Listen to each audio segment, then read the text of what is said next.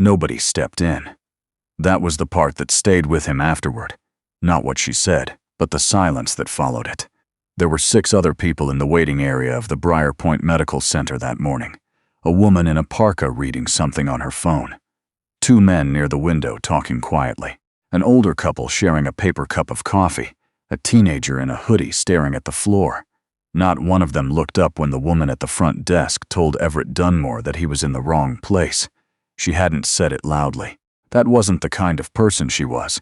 Everett understood that within the first 30 seconds. She was the kind of person who made you feel small without raising her voice. Efficient about it, almost bored. "The general intake entrance is around the back," she said. "This reception area is for pre-registered patients and private suite guests." Everett looked at her.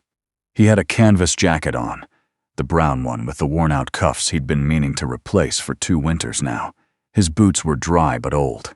He hadn't shaved in 4 days because he hadn't thought about it. "I'm here to see someone in the cardiac unit," he said. "3rd floor."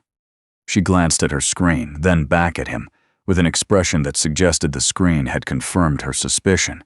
"Do you have a patient number or a suite reference?" "I don't think they give those out for the cardiac unit. I was told family members check in here." "Family members of private suite patients check in here," she said. The emphasis was gentle but deliberate. "If your family member is in the general cardiac ward, you'll want the north entrance. It's on Caldwell Street. There's signage." Everett stood there for a moment. He could feel the room not looking at him. He picked up the small paper bag he'd set on the counter, 2 crossword puzzle books and a box of the shortbread from the bakery on Rideau that his brother had liked since they were kids. And he said thank you, and he walked out. He didn't say anything else. He didn't explain. He didn't tell her his name. He went around the building to Caldwell Street, found the north entrance and went inside. He took the elevator to the 3rd floor and walked past the nursing station to room 318, where his brother, Theodore, was asleep with one hand resting on top of the blanket and a monitor beeping its slow, reliable rhythm beside him. Everett sat down in the vinyl chair next to the bed. He set the paper bag on the nightstand. He looked at his brother's face, which was the same face it had always been but smaller somehow, like something had been taken out of it. He stayed for 2 hours. Theodore woke up for about 40 minutes of that. They talked about the crossword books. Theodore complained that the cryptic ones were getting worse every year, that whoever was designing them had never actually read a newspaper. He asked about the drive down. He asked about the weather in Parry Sound. He didn't ask about work, which meant he'd been talking to their sister again, and their sister had told him not to. When Theodore fell back asleep, Everett sat with him a little longer. Then he took the elevator down, walked back through the north entrance, and stood on Caldwell Street for a while, looking at the parking structure across the road. He thought about the woman at the front desk. Not with anger exactly, more with a kind of tired recognition. He knew that expression. He'd been seeing it in one form or another for most of his adult life. The quick assessment, the small recalibration of courtesy, the canvas jacket, the unshaven face, the shoes. He was 54 years old. He had been wearing versions of this jacket since his 30s because he genuinely preferred canvas to anything else and couldn't see a reason to change. The shoes were good boots, Blundstones he'd owned for 6 years and resoled twice, but he understood that they didn't read the way people expected. He walked to his truck, which was a 12-year-old Ford F-150 with a dent in the rear panel from a logging road in the Algonquin area and mud on the wheel wells from a site visit 3 weeks ago. He sat in the driver's seat and didn't start the engine for a while. He thought the pattern would continue because the pattern had never been about one receptionist. He thought if he was going to do anything, he needed to see how deep it went. He started the truck and drove to his hotel. The reason Everett Dunmore was in Ottawa at all had to do with 2 things, his brother's heart and a building. Theodore had been admitted to Briar Point Medical Center 11 days ago after a cardiac event, the word his cardiologist, a precise woman named Patricia Huang, used when she meant something serious but survivable. Theodore was 61.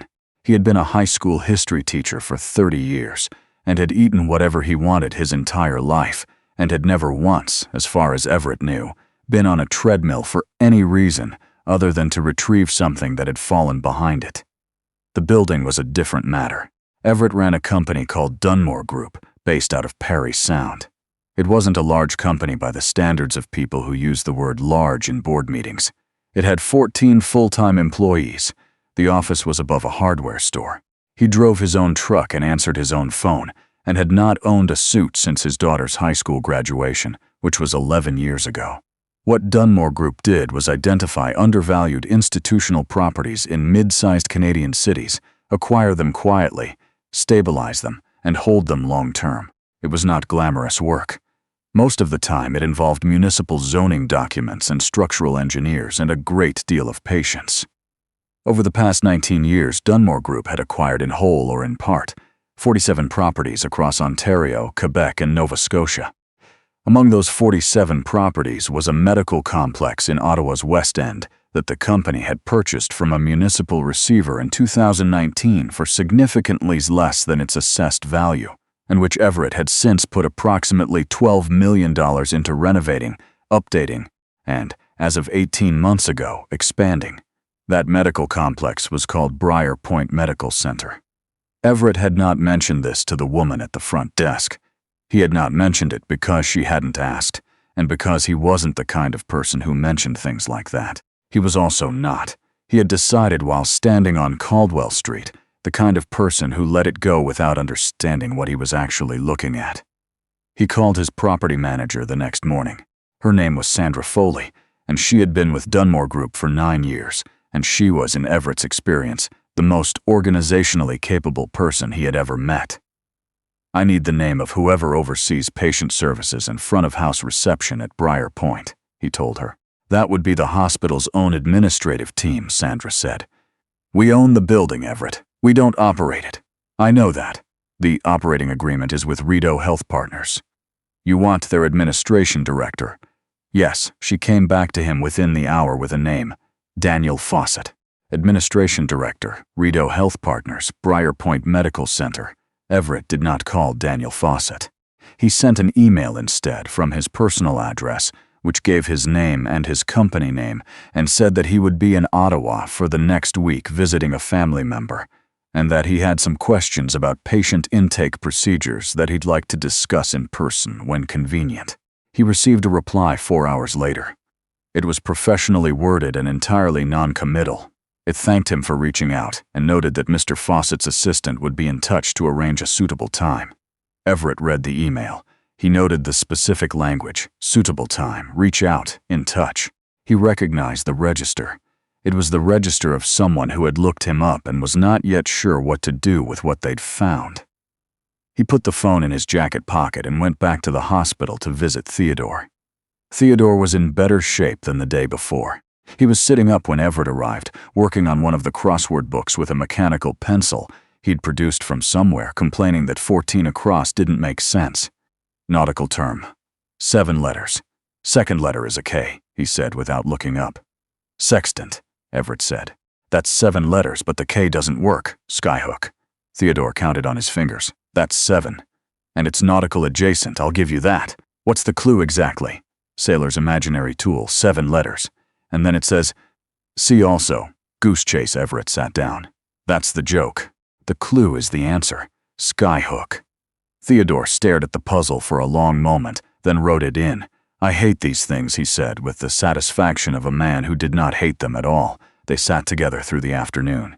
Theodore ate his lunch. A nurse came in to check his readings. A calm, methodical man named Boyd Lester, who had a way of making the whole procedure feel completely unremarkable, which Everett suspected was a skill that took years to develop. Theodore asked Boyd about his weekend. Boyd said he'd taken his kids to the Gatineau Hills. Theodore said that was a good call. The weather had been decent. Boyd agreed and left. The nurses here are good, Everett said.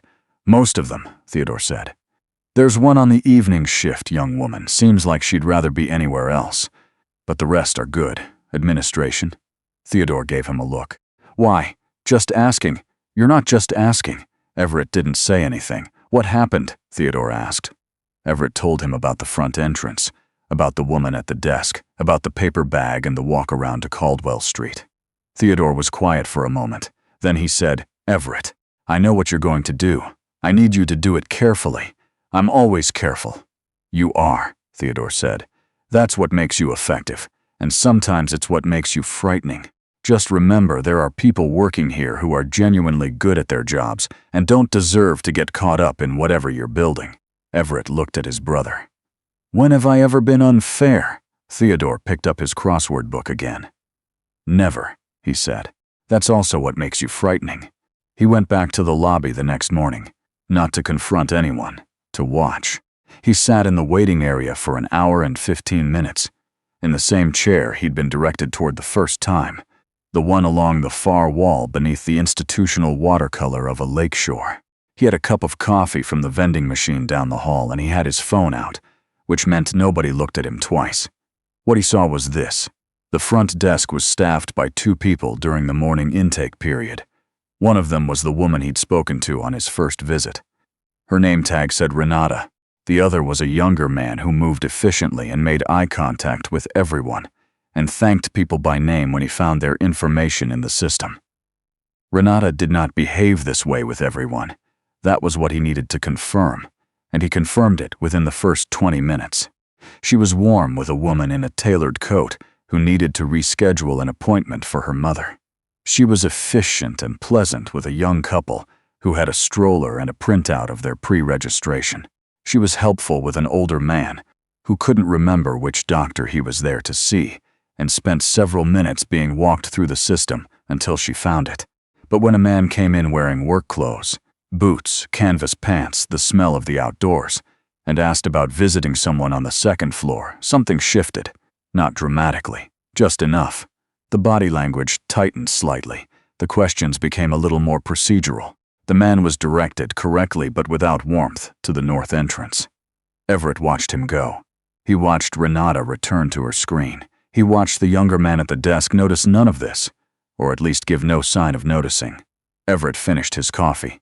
He took the elevator to the 3rd floor to see Theodore. Daniel Fawcett's assistant, a woman named Joanna who had a very organized way of speaking, called him the following afternoon to schedule a meeting. She offered a slot Thursday morning, 10:30. Everett said that worked. He arrived at 10:25. The administrative offices were on the 2nd floor, down a hallway that smelled like fresh paint and had a photocopied notice about the elevator maintenance schedule taped to the wall with blue painter's tape. He thought about the $12 million. He thought about the new HVAC system in the East Wing. He thought about the fresh paint. Joanna was at a desk outside Fawcett's office. She stood when he came in, which meant she'd been expecting him, and introduced herself with both hands on the desk rather than offering one to shake, which he noted. She offered him water or coffee. He took the coffee. Daniel Fawcett came to the doorway a minute later. He was in his late 40s, well-dressed in the way that people who attended a lot of hospital board meetings tended to be. Not showy, just consistently put together. He had the manner of someone who was very good at making people feel that they had his full attention, which was different from actually giving them his full attention. They sat down. Fawcett said he was glad to finally put a face to the name, that of course he was aware of Dunmore Group's role as property owner, that the operating partnership between Rideau Health Partners and the building's ownership had always been. And here he found a word that told Everett quite a bit about him: productive. Everett let him talk for a few minutes. Then he said, "When I visited my brother on Monday, I was redirected from the main entrance to the north entrance by someone at the front desk." Fawcett's expression stayed professional. "I'm sorry to hear that. Was there a reason given?" "The reason given was that the main reception is for private suite patients and pre-registered visitors. That's the intake protocol, yes. The signage on the Caldwell entrance." "The signage on the Caldwell entrance isn't the issue," Everett said. He said it without any particular emphasis. "I've been to the north entrance. It's fine. The issue is how the determination was made about which entrance to direct me to." A brief pause. "I'm not sure I follow." "I think you do," Everett said. "But if it's helpful, I can be more direct." He set his coffee cup down on the small table between them. "I sat in your main waiting area for over an hour the day after my arrival. I watched your front desk staff redirect people to the north entrance based on how they were dressed." Fawcett was quiet. "The protocol may say one thing," Everett said. "What's actually happening is something else. And I'm not telling you this because of who I am to this building. I'm telling you because it matters that patients' families, all of them, can walk through a front door. The silence in the room was the kind that people fill when they're deciding how much to acknowledge.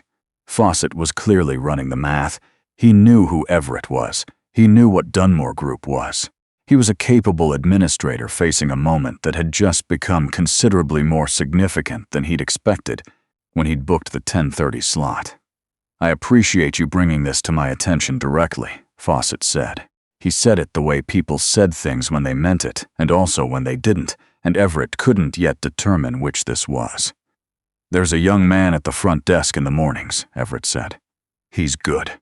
He treats every person the same way regardless of what they're wearing or what they look like walking through the door. Whatever you're doing to develop that in your staff, do more of it." Fawcett wrote something down, or appeared to. "I'll be in Ottawa for a few more days," Everett said. "I'd like to know what steps you're planning to take before I leave." He stood up. Fawcett stood up.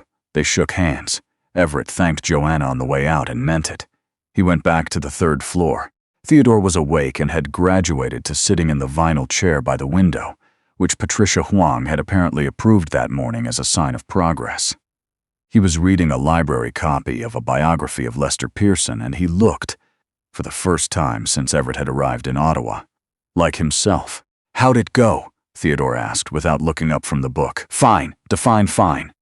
Everett sat on the edge of the bed. "I said what I needed to say. He heard it, and the woman at the desk, I didn't speak to her directly." Theodore looked up. "Good," he said, and seemed to mean it. "She probably doesn't fully understand what she's doing. Or she does, and no one has ever told her it's visible." "It's visible," Everett said. "I know." Theodore turned a page. "Did you at least get a decent cup of coffee out of it?" "Vending machine." Theodore made a sound of deep disapproval. "You own the building, Everett. For God's sake, put in a proper espresso machine somewhere." Fawcett's response came 2 days later. Not a call, an email with Joanna's name in the CC field, which meant it was intended to be on record. It outlined 3 things Rideau Health Partners was committing to: a review of front desk intake protocols with an equity and access lens, a mandatory afternoon staff session within the current quarter, and a personal conversation between Fawcett and the individual staff members involved. It did not name Renata. Everett noted that. He wasn't sure yet whether that was appropriate discretion or convenient vagueness. He forwarded the email to Sandra with a single line, "Keep this." Then he drove to the hospital for the last time before heading back to Parry Sound. Theodore was being discharged the following morning. Patricia Huang had been in that morning to go over his medication protocol, his follow-up schedule, and a dietary framework that Theodore had described as punitive, but was already, Everett suspected, planning to loosely comply with. Their sister, Meredith, was driving down from Kingston to take him home.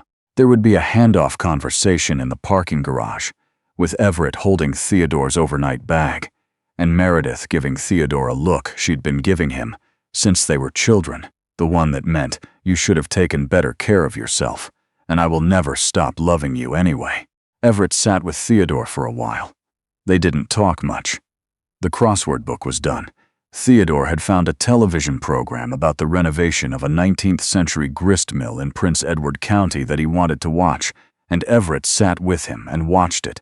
And when the program ended, Theodore said that the structural work they'd done with the main beam was impressive, but that the heritage designation process had clearly been a nightmare. "Always is," Everett said. "You'd know. I've been through it 4 times. Theodore was quiet for a moment. Then he said, "You should call Meredith tonight. Don't make her drive down without talking to her first." "I was going to. Were you?" Everett stood up. He picked up his jacket from the back of the chair. He looked at his brother in the fading afternoon light coming through the window. A window that had been replaced 18 months ago with a thermally efficient triple-glazed unit that cost considerably more than the original quote, and that Everett had approved without a second thought. "I'll call her," he said. "Good." Theodore settled back in the chair. "And Everett, thank you for coming. Of course, I mean for coming early. You drove down the day you heard. You didn't." He paused. "You didn't wait to see how serious it was." Everett put his jacket on. He straightened the collar.